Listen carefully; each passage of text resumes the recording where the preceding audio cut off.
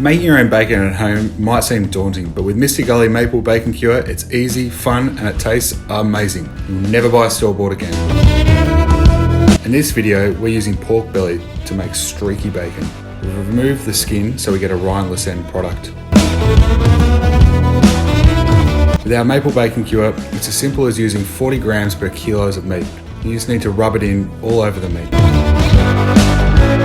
Make sure you get it on the sides, the backs, and all the nooks and crannies ready for our curing process in the fridge. We're going to take an 11 litre Ziploc pouch to put our meat in. We're just adding some thyme, but you can add whatever herbs or other spices and flavours you want to add to the curing process. We'll leave it in the fridge for about a week to cure. Pork requires a curing time of about a day per 500 grams. Our belly's about 2.5 kilos, so we're going to be going for about a 5-day curing process.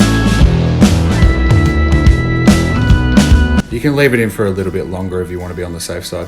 After about a week, you want to wash away all the excess cure, as all the flavours that you've added during the curing process have already imbued themselves into the meat. Soak it in water for about 1 to 2 hours. You can change the water after about 30 minutes, and this should help remove any excess cure and salt. The pork is now cured and ready to be smoked. Preheat your smoker to about 110 degrees Celsius and add your wood chips. We've used Mr. Gully hickory wood chips. It's important to use a good quality wood chip because you've spent a lot of money on your meat and you do want to make sure you've got a nice smoked flavour. And now it's time to slice.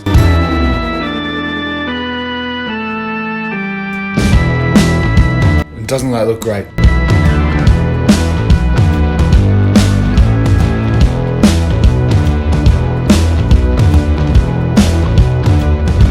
What you've now got is effectively bacon as you're used to buying from the store. And all it's left to do is to fry it up and enjoy.